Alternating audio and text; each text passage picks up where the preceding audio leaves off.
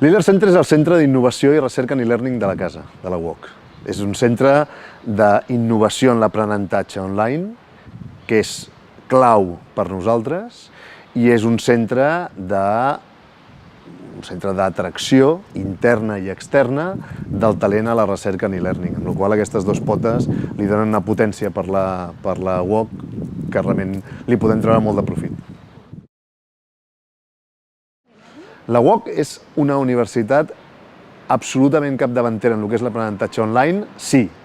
Ho va estar des de la creació de la pròpia universitat de l'any 94. El seu model és un model diferenciador i guanyador respecte al resta d'universitats. Jo miro una mica què està passant a l'estat espanyol o miro què està passant a Europa i segueixo pensant que la UOC és una de les universitats més capdavanteres que tenim en el continent europeu a l'hora de plantejar els aprenentatges online.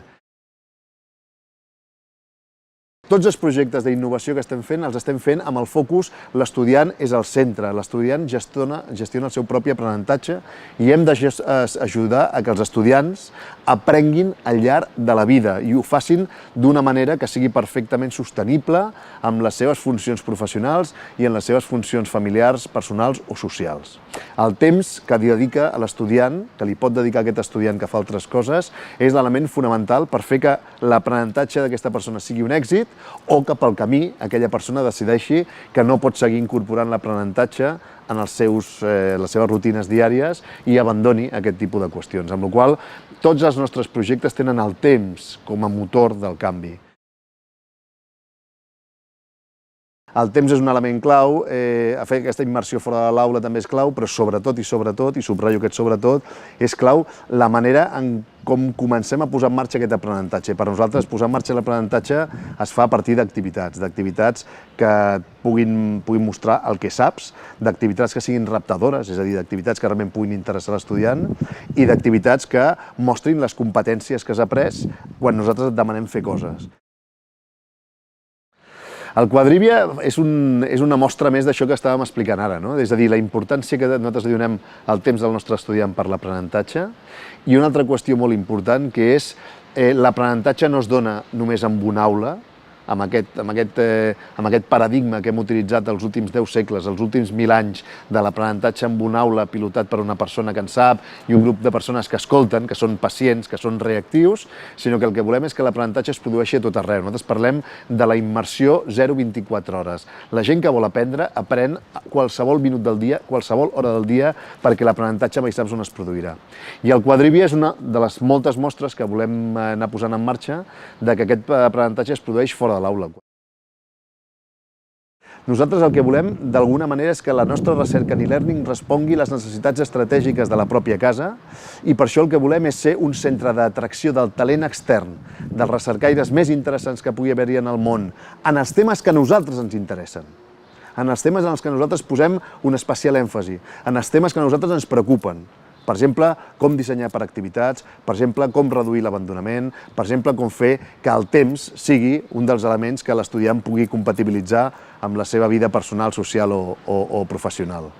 Aquest és un canvi important respecte als centres de recerca, és a dir, que fer que el nostre centre de recerca respongui a les necessitats estratègiques de la pròpia universitat i no sigui un element que funciona en paral·lel en funció dels interessos dels propis investigadors.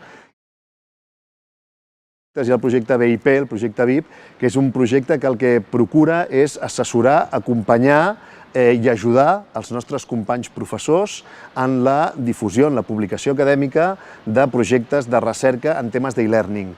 Per què ho hem fet? Perquè al final hi ha alguns professors, la recerca dels quals és pròpiament l'e-learning dintre de la casa, però hi ha altres professors que tenen com a centre de la seva recerca altres àmbits del coneixement, del món de l'empresa, altres àmbits de coneixement del món de la informàtica, del món del dret, del món de la comunicació, del món de les arts, etc. Però que, en canvi, el seu dia a dia fa que siguin tremendament innovadors, tremendament disruptius i que estiguin treballant en projectes de molt d'interès aplicats a e-learning, perquè ells estan aplicant l'e-learning a la seva especialitat. Però, en canvi, no fan recerca sobre això perquè la seva recerca va en altres línies. El que estem fent és crear un equip de treball que els ajudi i els acompanyi perquè puguin també publicar i fer difusió acadèmica, científica, d'aquestes coses, d'aquests projectes que estan fent en el marc de la UOC i que habitualment havien quedat sota el radar.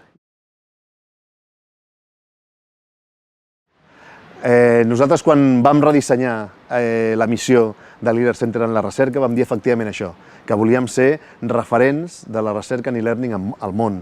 I això ens marca una fita que ja veus que no és una fita fàcil d'aconseguir, però que sí que ens dona un camí. És la fita d'intentar atraure el màxim talent possible perquè ens pugui ajudar en aquesta fita, des de fora i des de dintre també. De fet, la posició de l'e-Learning Center, quan vam arribar al nou equip de direcció, també vam plantejar que no ens preocupa tant com es posiciona l'e-Learning Center internacionalment, sinó com ajudem a que la UOC es posicioni com una universitat de referència en l'àmbit de l'e-learning internacionalment.